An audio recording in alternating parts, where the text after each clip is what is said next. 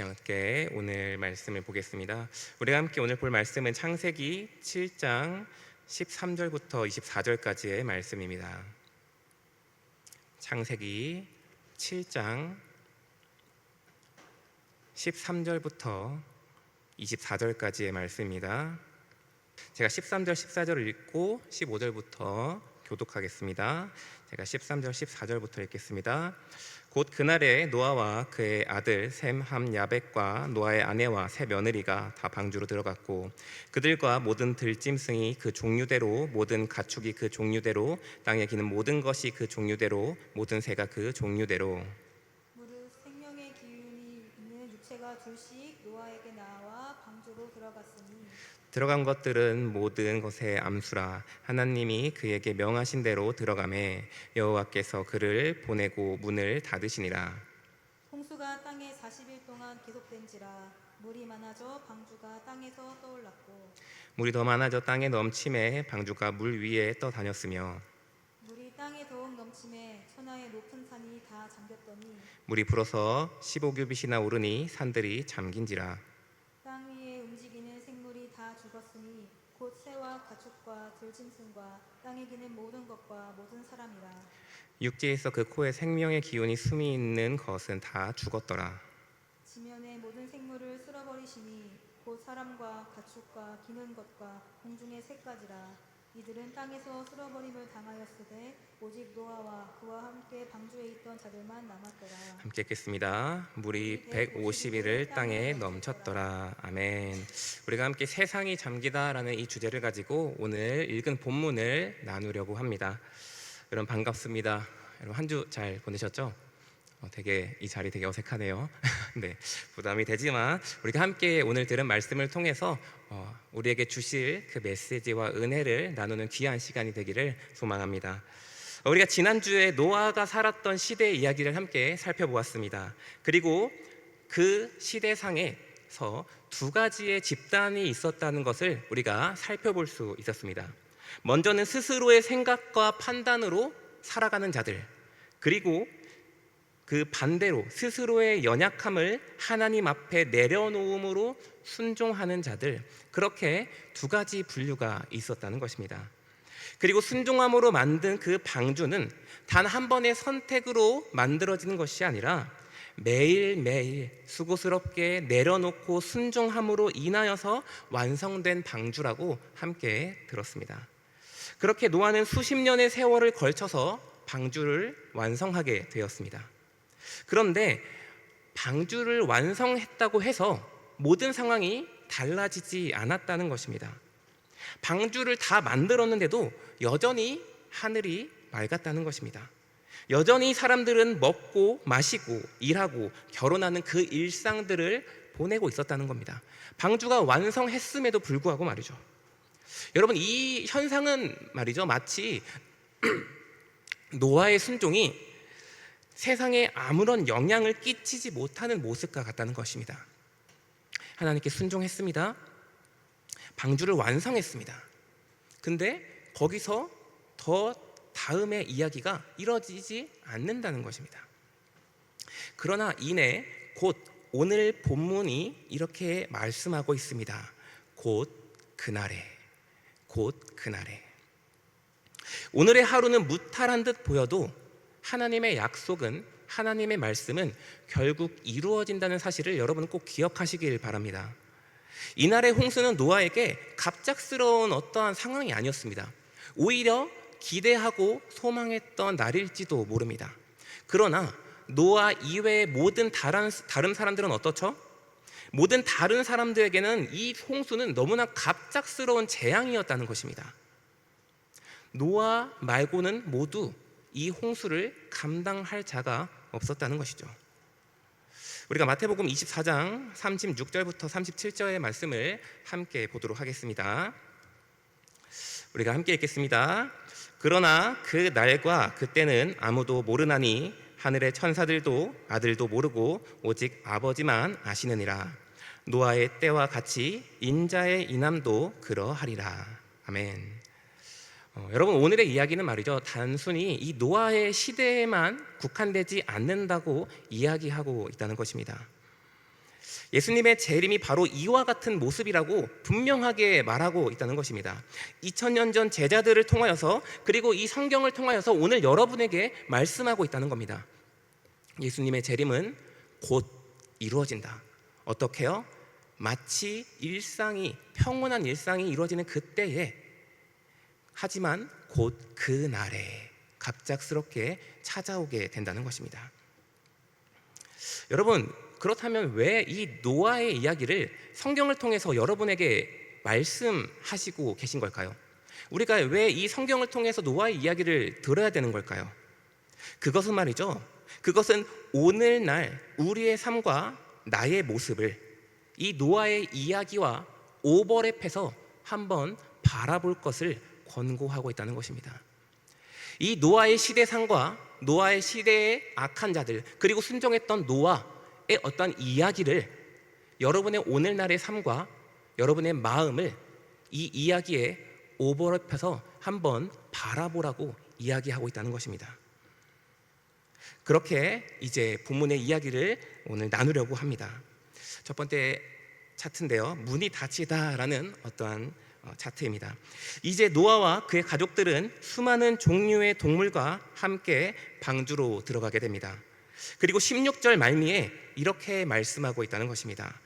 하나님이 그에게 명하신 대로 들어가매 여호와께서 그를 들여보내고 문을 닫으시니라. 아멘. 여호와께서 문을 닫으셨다는 것입니다. 모든 가축을 이끌고 이제 방주 안으로 들어갔고 가족들과 노아 모두 들어왔습니다. 근데 문을 닫은 것은 노아가 아니라 하나님이라는 것입니다. 방주를 누가 만들었죠? 노아가 만들었습니다. 방주 노아가 만들었습니다. 매일매일 순종하고 고된 노동을 통하여서 완성했다는 것입니다. 수십 년의 세월을 걸쳐서 완성한 방주라는 것입니다. 그리고 이제 방주 안으로 들어갑니다. 그러나 마지막 문은 노아가 닫는 것이 아니었다는 것입니다. 하나님께서 닫아주셨다는 것입니다. 노아가 들어오자 문이 저절로 끽 하고 닫혔다는 것입니다.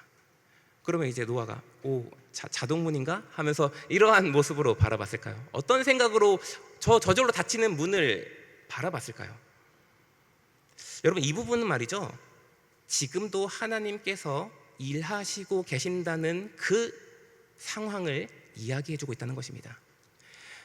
과거에 순종했던 그 노아의 방주, 그리고 방주 안으로 들어가기까지 여전히 사람들은 먹고 마시고 즐기는 그 상황이라는 겁니다. 변한 것이 아무것도 없고 그들은 그저 순종하여서 가축들을 이끌고 이제 방주 안으로 들어간 겁니다.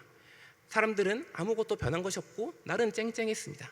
그러나 문이 스스로 닫혔다는 것은 여전히 하나님께서 그 상황 가운데 개입하고 계신다는 것을 알려주고 있는 부분이라는 겁니다.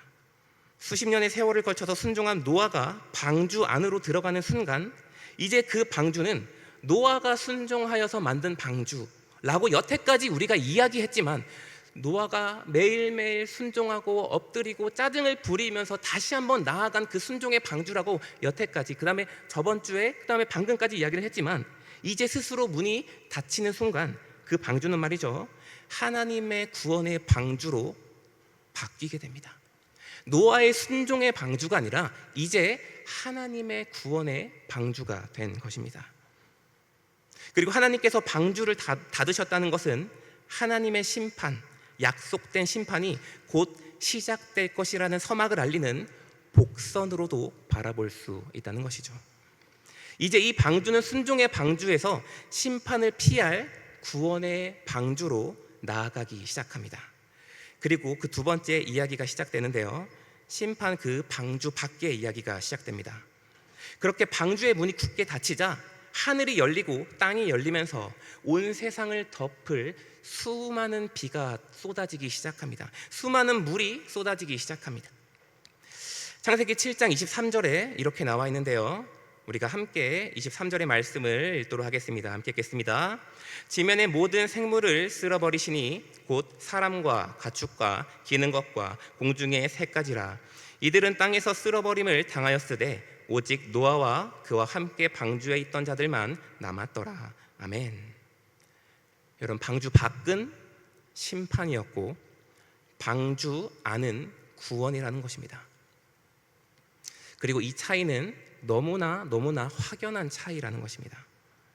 방주 안과 방주 밖 사이는 존재하지 않는다는 것입니다. 곧 자신의 연약함을 인정하여서 순종함으로 나아갔던 그 노아와 자신의 판단과 방향을 끝까지 붙잡음으로 말미암아 나아갔던 자들, 그렇게 두 가지 부류밖에 없다는 것입니다. 제가 다시 한번 이야기하겠습니다. 이 상황은 말이죠, 방주 앞과 방주 밖의 상황은 말이죠, 곧 자신의 연약함을 인정하여서 순종함으로 나아갔던 그 노아와 자신의 판단과 방향을 끝까지 붙잡음으로 말미암아 순종에 이르지 않았던 자들로 나뉘게 된다는 것입니다. 그렇게 딱 두 분류밖에 없다는 것입니다. 여러분, 우리 하나님께서 사랑의 하나님이심을 믿으십니까? 사랑의 하나님을 믿으십니까? 아멘입니다. 사랑의 하나님이죠. 그분은 사람의 옷을 입으셨습니다. 이 땅에 내려오셨고 수치와 모욕을 당하셨고 화목제물이 되셔서 십자가의 죽으심으로 말미암아 우리에게 구원의 길을 열어주셨습니다. 그러나 그와 동시에 그 하나님은 공의의 하나님이라는 겁니다. 우리를 위하여서 이 땅에 내려와서 십자가에 못 박혀 죽을 만큼 우리를 사랑하시는 분이시지만 동시에 공의의 하나님이시라는 사실을 여러분 기억해야 한다는 겁니다. 그 하나님께서는 수많은 이방 제국들을 심판하셨으며 심지어 이스라엘 백성조차 그들이 돌이키지 않았을 때에 심판하셨다는 것입니다. 나의 백성이라고 얘기했는데 그 이스라엘을 심판했다는 것입니다. 왜 그러셨죠? 그것이 공의이기 때문입니다. 그것이 공의입니다, 여러분. 우리는 이 공의의 하나님을 절대로 간과해서는 안 됩니다. 우리는 한 가지 측면의 하나님만 따라가서는 안 된다는 것입니다. 하나님의 모든 것을 받아들이고 하나님의 모든 것을 알려고 노력해야 한다는 것이죠. 마태복음 24장 38절부터 39절까지의 말씀을 제가 읽도록 하겠습니다. 홍수전에 노아가 방주에 들어가던 날까지 사람들이 먹고 마시고 장가들고 시집가고 있었으며 홍수가 나서 그들을 다 멸하기까지 깨닫지 못하였으니 인자의 인함도 이와 같으리라. 아멘. 여러분, 이들이 하나님의 심판을 받기 전까지 어떤 상황이라고 말하고 있죠? 뭐라고 말하고 있죠? 깨닫지 못하더라. 심판이 이르기까지 이 모든 심판받은 사람들이 깨닫지 못한 상황이라고 말하고 있다는 겁니다. 뭘 깨닫지 못해요? 진짜로 심판이 임한다는 사실을 믿지 않았던 겁니다. 진짜로 하나님께서 이 세상의 왕이시며 곧 모든 불의를 심판하실 하나님이라는 사실을 믿지 않았다는 것입니다. 여러분, 우리는 예수님에 대해서 많이 들었습니다. 그렇죠? 여러분, 많이 익히 들었을 겁니다. 예수님께서 어디서 탄생하셨죠? 너무 어렵나요? 베들레헴에서 탄생하셨죠? 여러분, 예수님에 대해서 잘 아실 겁니다. 여러분, 예수님에 대해서 뭐 한 가지, 두 가지, 세 가지 말해보세요 하면은 여러분 대부분 다 많은 세 가지 이상의 답을 얘기할 겁니다. 예수님이 이런 분이에요. 이런 역사를 갖고 있어요. 다 말할 것입니다. 그리고 여러분 십자가의 사건에 대해서 너무나 잘 알고 있죠.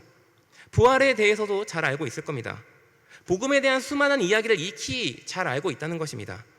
그러나 여러분, 예수님을 아는 것과 거듭난 것은 다른 것입니다. 여러분, 예수님을 아는 것과 여러분 지식 속에 있는 그 예수님을 아는 것과 거듭난 것은 다른 것입니다. 이 차이는 말이죠, 마치 자신을 낮추고 순종하여서 방주로 들어간 노아와 눈으로는 방주를 바라봤지만 결국 자신의 생각과 오름을 꺾지 않음으로써 방주 밖에 머문 자들의 차이라는 겁니다. 그것이 예수님을 아는 자와 거듭난 자의 차이라는 겁니다. 알면은 그래도 뭔가 다르지 않을까라는 생각을 하지만 이 차이는 말이죠, 방주 안에 있는 자와 방주 밖에 있는 차이라는 겁니다. 우리의 인생은 말이죠, 우리의 인생 속에서도 마찬가지라는 겁니다. 여전히 여러분 오늘 예배 현장에 오지 않았습니까? 예배 현장이 여러분 눈앞에 펼쳐져 있습니다. 그리고 십자가도 보입니다. 말씀도 봅니다. 그러나 정작 나의 내면에서는 나의 삶에 하나님이 필요하지 않은 것 같다라는 말을 하면서 내가 바라는 오늘을 살아간다는 겁니다. 여전히 내가 십자가가 뭔지 알고 있고 내가 오늘 예배 현장에서 찬양을 하고 기쁘고 즐겁게 하지만 정작 나의 깊은 내면에서는 나의 삶에서 하나님이 필요하지 않아 라고 외치는 그런 사람들이 있다는 것입니다. 그런 사람들의 삶은 말이죠, 하나님의 말씀을 듣지 않습니다. 왜요? 필요하지 않으니까요. 그 하나님은 나의 구원의 하나님이 아니니까요. 그렇기 때문에 내가 바라는 오늘을 살아간다는 것입니다. 여러분, 방주 밖에 있는 사람들이 방주를 못 받겠습니까? 수십 년 동안 지었습니다. 방주를 구석에서 지었어도 지나가면서 봤을 겁니다. 방주를 짓고 있네. 방주를 짓는 노아 유명했을 겁니다. 그러나 눈으로만 바라봤을 겁니다. 왜 방주를 짓고 있죠? 노아에 대해서 알려고 이해하려고 하지 않습니다. 뭐를 준비하는 거죠? 궁금해하지도 않습니다. 그저 그들은 자신의 뜻대로 자신이 원하는 하루를 하루하루 살아가기 급급했다는 것입니다. 여러분, 그렇다면 여러분은 말이죠, 여러분의 오늘의 삶은 말이죠, 방주 안에 머무는 삶입니까? 아니면은 저 방주 밖에서 방주를 바라보고 있는 삶입니까? 여러분, 만약에 방주 밖에서 여전히 나의 고집을 꺾지 않는 삶이라면 말이죠, 과연 우리가 그리스도와 연합된 삶이라고 이야기할 수 있을까요? 여전히 그냥 예배 현장을 눈으로만 바라보고 있고 그저 속으로만 알고 있어라고 되뇌인다면은, 그러나 실질적으로 나의 궁극적인 나의 마음은 그러한 마음이 아니라면은 내가 그리스도와 연합된 존재인가라는 그 질문을 스스로에게 꼭 해야 한다는 것입니다. 심도 있게 고민해야 한다는 것입니다. 그렇다면 여러분, 이제 이 방주 밖의 심판의 이야기에서 방주 안의 이야기를 함께 나누려고 합니다. 여러분, 이제 방주의 문이 닫히고 하나님의 심판의 비가 세상을 덮고 나서 방주 안의 상황은 어떨까요? 바깥의 세상과 정반대의 모습과 같다는 것입니다. 너무나 조용한 모습일지도 모른다는 것입니다. 그런데 말이죠, 누군가는 이 방주 안에 있는 이 노아가 불안했을 것이다 라는 어떠한 추측을 하는 사람들이 있습니다. 그러한 의견을 내는 학자들이 있습니다. 왜냐하면 그 세월이 꽤 길었거든요. 하루 이틀 방주 안에 있었던 것이 아니었기 때문입니다. 그러나 말이죠, 이 성경은 방주 안에서 노아가 불안해했다, 겁에 질렸다, 이러한 내용이 전혀 적혀 있지 않습니다. 성경은 명확히 보여주는 성경이 명확히 보여주는 것은 노아의 감정이 아니라 행동이었다는 겁니다. 어떤 불안의 요소를 비추는 것이 아니라 어떻게 행동하였더라라고 언급하고 있는데요. 여러분, 노아가 이 방주 안에서 있었던 시간이 얼마나 되는지 아십니까? 여러분, 표를 보여주시겠어요? 네, 약 1년입니다. 네, 1년 동안 방주 안에 있었습니다.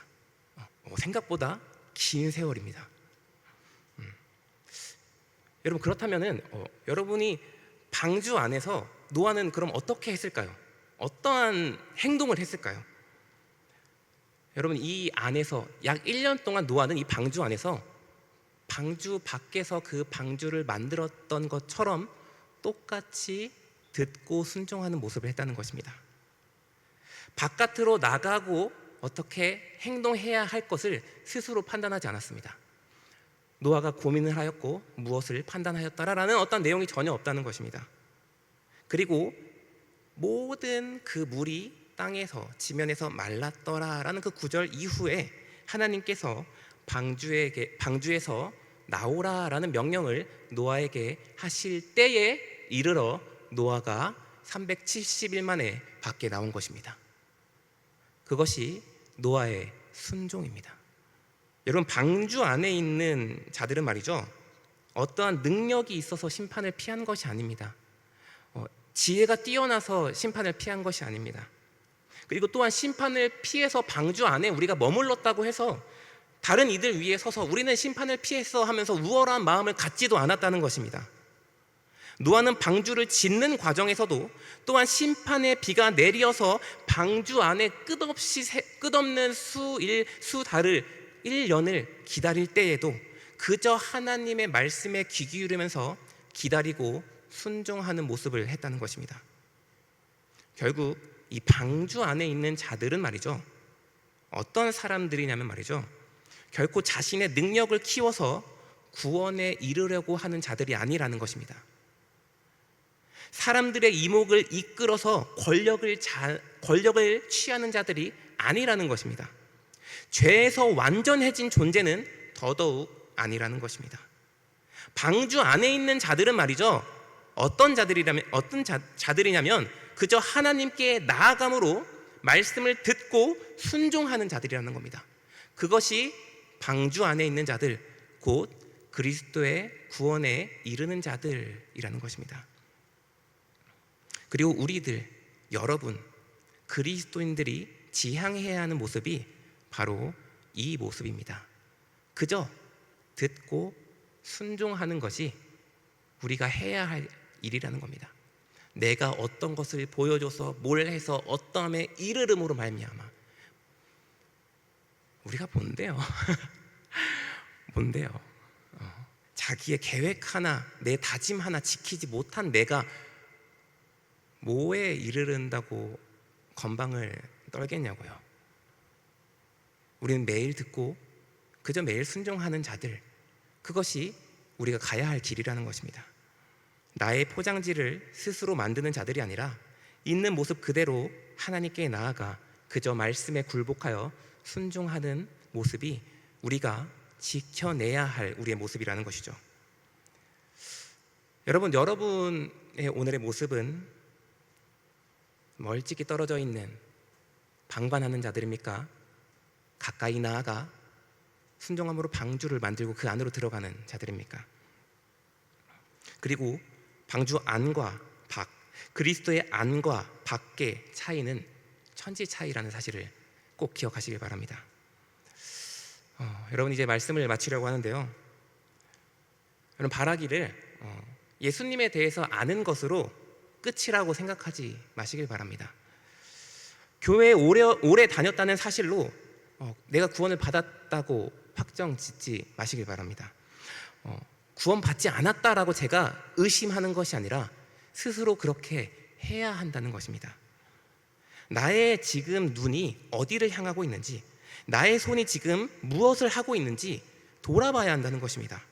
내가 그저 방관하는 눈으로 지켜보고 있는 자인지, 아니면 순종하는 손으로 나아가는 자들인지, 오늘, 어제의 여러분을 돌아봐야 한다는 것이죠. 그리고 분명한 것은 세상이 그리스도의 영광으로 잠기는 날이 온다는 것입니다. 물이 온 세상을 잠궜듯이 그리스도의 영광으로 온 세상이 잠기는 날이 곧 오게 된다는 것입니다. 그때에는 말이죠, 구원의 문이 이미 닫힌 상황입니다. 아무도 그 구원의 문을 열 자가 없다는 것입니다. 그리고 쏟아지는 비와 같은 그 심판을 피할 사람은 아무도 존재하지 않는다는 것이죠. 그리고 그날은 이렇게 온다고 성경은 말하고 있습니다. 데살로니가전서 5장 2절에서 3절의 말씀을 우리가 함께 읽도록 하겠습니다. 함께 읽겠습니다. 주의 날이 밤에 도둑같이 이를 줄을 너희 자신이 자세히 알기 때문이라. 그들이 평안하다 안전하다 할 그때에 임신한 여자에게 해산의 고통이 이름과 같이 멸망이 갑자기 그들에게 이르니 결코 피하지 못하리라. 아멘. 그날이 도둑같이 임한다고 말하고 있습니다. 그날이 도둑같이 말이니 그들이 평안하다 안전하다 할 그때에 임신한 여자에게 해산의 고통이 이름과 같이, 뭐예요? 해산의 고통이 언제 이를 줄 임신한 여자가 아나요? 모릅니다. 언제 찾아올지 모르죠. 그런 것처럼 멸망이 그들에게 임한다고 말하고 있습니다. 두려운 말씀이죠. 그리고 잊지 말아야 할 말씀은 분명합니다. 그러나 이 말씀으로 끝난다면 우린 평생 두려워하면서 살아야 합니다. 그러나 바울은 우리에게 이렇게 이 말을 끝내고 있지 않습니다. 그 뒤 이어진 데살로니가전서 5장 4절에서 6절의 말씀을 우리가 보려고 하는데요, 우리가 함께 합독하도록 하겠습니다. 함께 읽겠습니다. 형제들아, 너희는 어둠에 있지 아니하매 그날이 도둑같이 너희에게 임하지 못하리니 너희는 다 빛의 아들이요 낮의 아들이라. 우리가 밤이나 어둠에 속하지 아니하나니 그러므로 우리는 다른 이들과 같이 자지 말고 오직 깨어 정신을 차릴지라. 문을 닫으신 하나님께서 마침내 나아갈 길도 여실 것입니다. 아멘. 여러분, 이제 말씀을 정말 맺겠습니다. 오늘 말씀은 꽤나 무거운 말씀입니다. 왜냐하면 이 말씀 앞에서 자유로울 자가 한 명도 존재하지 않기 때문입니다.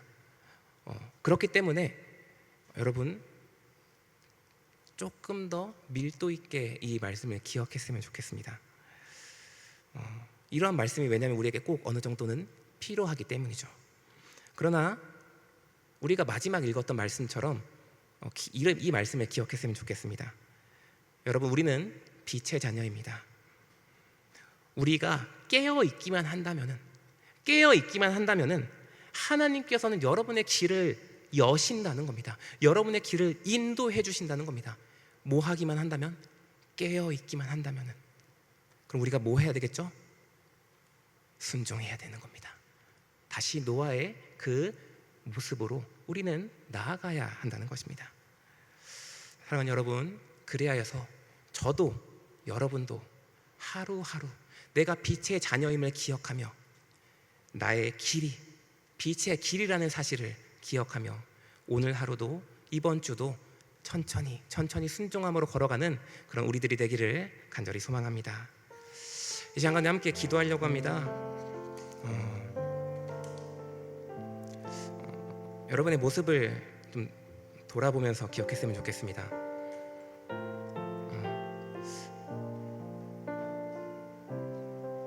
나는 순종하는 자인가?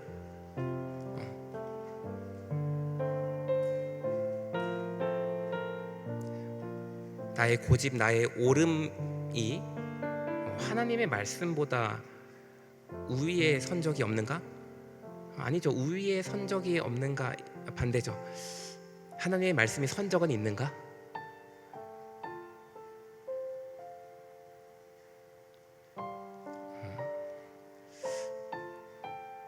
여러분, 그리스도인들은 늘 망각하는 존재라는 사실을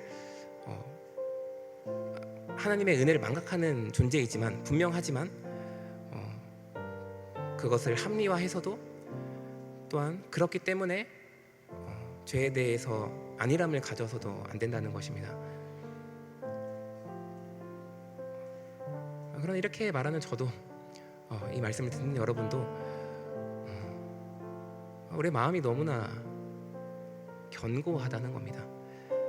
말씀을 듣는 와중에서도 우리의 마음은 딴 생각을 할 때도 있고 듣지 않고 여전히 바라보기만 하는 모습일 수 있다는 것입니다.